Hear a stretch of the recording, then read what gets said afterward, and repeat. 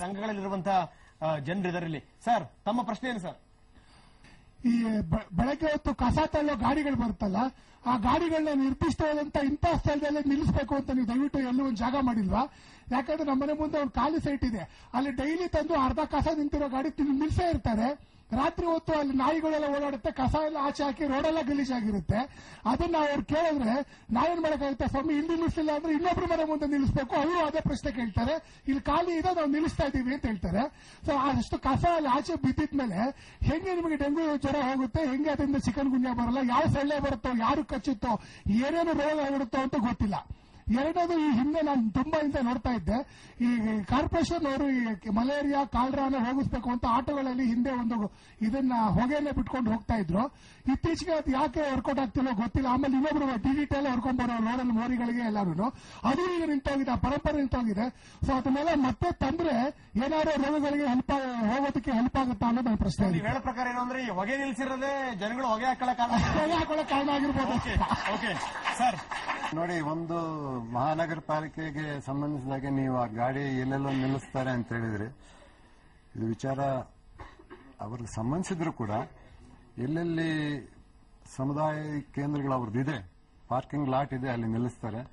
ಇಲ್ದಿರೋ ಕಡೆ ಆ ರೀತಿ ತಾವು ಹೇಳಿದಾಗ ನಿರ್ದಿಷ್ಟವಾದ ಒಂದು ಇದನ್ನು ತೋರಿಸಿದ್ರೆ ಅದನ್ನು ನಾವು ಮಾಡಬಹುದು. ಒಂದು ಎರಡನೇದಾಗಿ ಈ ಹೊಗೆ ಅನ್ನೋದು ಏನಿದೆ, ನೀವೇನು ಫಾಗಿಂಗ್ ಅಂತ ಹೇಳ್ತಾ ಇದ್ದೀರಿ, ಈ ಫಾಗಿಂಗ್ ಏನಿದೆ ಇದು ಖಂಡಿತವಾಗೂ ಮಾಡಬಾರ್ದು.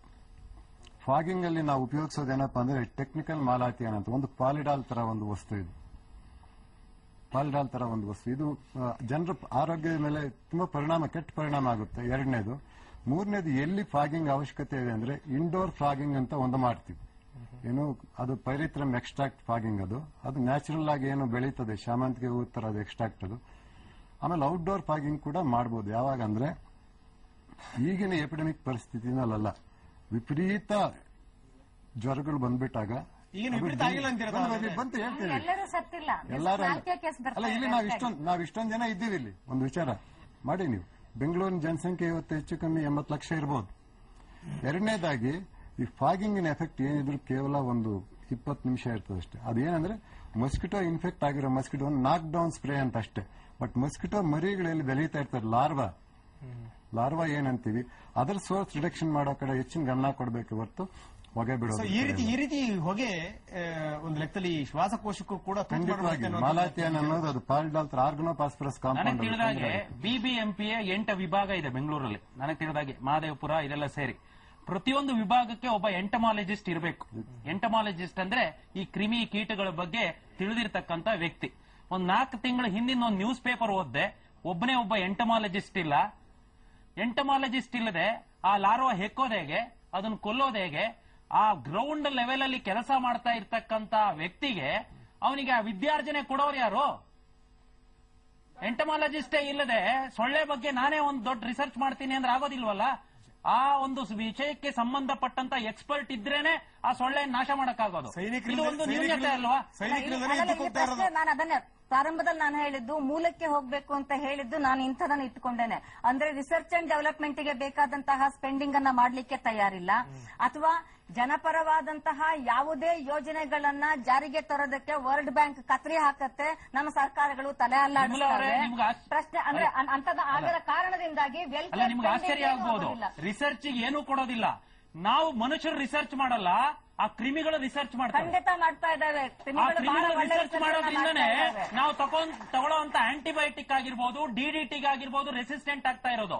ನೀವು ಹೊಡಿತೀರಲ್ಲ, ಹೊಡೆದಾಗ 100ರಲ್ಲಿ 98 ಸಾಯುತ್ತೆ, 2 ಉಳ್ಕೊಳ್ಳುತ್ತಲ್ಲ, ಆ ಉಳ್ಕೊಳ್ಳೋದ್ ಪ್ರಶ್ನೆ ಮಾಡುತ್ತೆ, ಓ ಇವನೇನೋ ಹೊಡಿತಾ ಇದ್ದಾನೆ, ನನಗೆ ಇದ್ರ ವಿರುದ್ಧವಾಗಿ ಏನೋ ಒಂದು ಇನ್ನೊಂದು ರೀತಿಯಂತ ರೆಸಿಸ್ಟೆನ್ಸ್ ನಾನು ಪಡಿಬೇಕು ಅಂತ ಹೇಳಿ ಕೆಲಸ ಮಾಡುತ್ತೆ. ಅವು ಲ್ಯಾಬೊರೇಟರಿಯಲ್ಲಿ ಕೆಲಸ ಮಾಡ್ತವೆ, ನಾವು ಲ್ಯಾಬೊರೇಟರಿಯಲ್ಲಿ ಕೆಲಸ ಮಾಡ್ತೀವಿ, ದುಡ್ಡು ಕೊಡಿ ಅಂತ ಹೇಳಿ.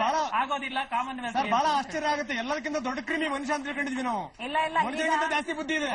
ವೈರಸ್ಗಳು ಅದಕ್ಕಿಂತ ಜಾಸ್ತಿ ಬುದ್ಧಿ. ನೋಡಿ, H1N1 already second virus. H1N1 ಇವ್ರು ಇಲ್ಲ ಅಂತ ಹೇಳಿದ್ರಲ್ಲ, ಪ್ರಪಂಚದಲ್ಲಿ H1N1 ಬಹಳ ವರ್ಷಗಳಿಂದಿವೆ.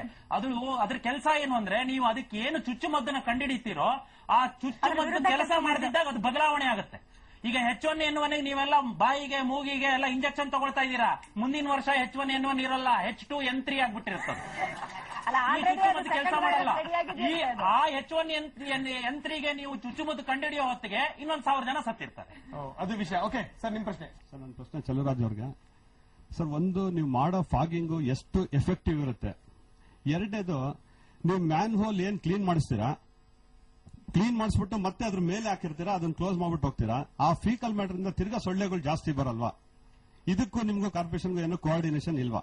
ಯಾಕಂದ್ರೆ ಸುಮಾರು ಕಡೆ ಮ್ಯಾನ್ ಹೋಲ್ ನಾನು ನೋಡಿದ್ದೀನಿ, ಕ್ಲೀನ್ ಮಾಡಿದ ತಕ್ಷಣ ಚೆಕ್ ಅಂತ ತೆಗೆದು ಮೇಲೆ ಹಾಕಿರ್ತಾರೆ. ಅದನ್ನ ಡಿಸ್ಪೋಸ್ ಮಾಡಕ್ಕಂತೂ ದಯವಿಟ್ಟು ಯಾರು ಆಕ್ಷನ್ ತಗೊಂತಲ್ಲ ಸರ್. ಇದಕ್ಕೆ ದಯವಿಟ್ಟು ಹೇಳ್ಬೇಕು ಸರ್ ತಾವು. ಮ್ಯಾನ್ ಹೋಲ್ ಇಂದ ತೆಗೆದಿರುವಂತ ಒಂದು ಫಿಕಲ್ ಮ್ಯಾಟರ್ ಇದೆ, ಅದು ಡಿಜನರೇಟ್, ಬಯೋಡಿಗ್ರೇಡಬಲ್ ಡಿಜನರೇಟ್ ಆಗಿರ್ತದೆ. ಒಂದು. ಎರಡನೇದು, ಸೊಳ್ಳೆ ಬೆಳಿಬೇಕಾದ್ರೆ ಅದಕ್ಕೆ ನೀರು ಬೇಕು, ನೀರಿನ ತಾಣ ಬೇಕು. ಮೂರನೇದಾಗ ತೆಗೆಯೋ ವಿಚಾರ ಏನಿದೆ ಅದು ಖಂಡಿತವಾಗಿ ತೆಗಿಬೇಕು. ಅಲ್ಲ, ನೀರಿನ ತಾಣ ಬೇಕು ಅಂತ ಅದಕ್ಕೆ ವ್ಯವಸ್ಥೆ ಮಾಡ್ಕೊಟ್ಟಿವಿ ಅಂತಾನೆ ಹೆಂಗೆ ಬೆಳಿಲಿ ಅಂತ. ಅಲ್ಲ, ಅವ್ರು ಹೇಳಿದ್ರು ಅವ್ರ ಮನೆ ಹತ್ರ ಕಸದ ವ್ಯಾನ್ ನಿಲ್ಲತ್ತೆ ಅಂತ. ನಾನು ಹೇಳ್ತೀನಿ, ಎಷ್ಟೋ ಸಲ ನಾನ್ ನೋಡಿದೀನಿ. ನಾನು ಬೈಕ್ ತಗೊಂಡು ಹೋಗ್ತಾ ಇದ್ರೆ ಮುಂದೆ ಕಸದ ವ್ಯಾನ್ ಹೋಗಿರುತ್ತೆ, ಅರ್ಧಕ್ಕರ್ಧ ಕಸ ಬೆಂಗಳೂರು ರಸ್ತೆ ಮೇಲೆ ಬಿದ್ದಿರುತ್ತೆ. ಅಲ್ಲಲ್ಲ, ಬರೀ ಕಸವನ್ನು ನಿಮ್ಮ ಮನೆ ಮುಂದೆ ತಗೊಳ್ಳೋದಕ್ಕೂ ನಿಲ್ಸೋದು ವ್ಯವಸ್ಥೆ ಮಾತ್ರ ಅಲ್ಲ ಇಲ್ಲದಂತ ಸರ್. ಒಂದು ಪರಿಸ್ಥಿತಿ ಪ್ರತಿ ಅಂತ ಹೇಳಿ. ಬಡಾವಣೆಯ ಒಂದು ಮೂಲೆಯಲ್ಲಿ ಆ ಇದರಲ್ಲಿ ಬಡಾವಣೆಯ ಚಿಕ್ಕರಾಜು ಕಸಗಳೆಲ್ಲವೂ ಹೋಗಿ ಡೆಪಾಸಿಟ್ ಆಗ್ತಾ ಯಾವ ಇದ್ದಾವೆ. ರೀತಿ ಇದ್ ಮಾಡ್ಬೇಕಂದ್ರೆ, ಯಾರಿಗೆ ಕಾಂಟ್ರಾಕ್ಟ್ ಕೊಟ್ಟಿದಾರೋ ಆ ಕಾಂಟ್ರಾಕ್ಟ್ ತಗೊಂಡು ಯಾರು ತಗೊಂಡಿದಾರೋ ಅವ್ರು ಸರಿಯಾಗಿ ಕೆಲಸ ಮಾಡ್ತಾ ಇದಾರ ಅಂತ ಅವ್ರನ್ನ ಮಾನಿಟರ್ ಮಾಡ್ಬೇಕಾಗುತ್ತೆ. ಅಲ್ಲ, ಕೇವಲ ಅರ್ಧ ಕಸ ಬೆಂಗಳೂರು ರಸ್ತೆ. ಅಲ್ಲ, ಕೇವಲ ಇಷ್ಟು ಮಾತ್ರ ಅಲ್ಲ, ಈ ತಿರುವೋಗಿಗಳ ಕಸ ಎತ್ಕೊಂಡು ಹೋಗೋ ರೀತಿನಲ್ಲಿ ಆ ಗಾಡಿ ಹಿಂದ್ಗಡೆಗೆ ಕೆಲವು ಚೀಲಗಳೇ ಬಿಟ್ಟಿರ್ತಾರೆ. ಹೌದು.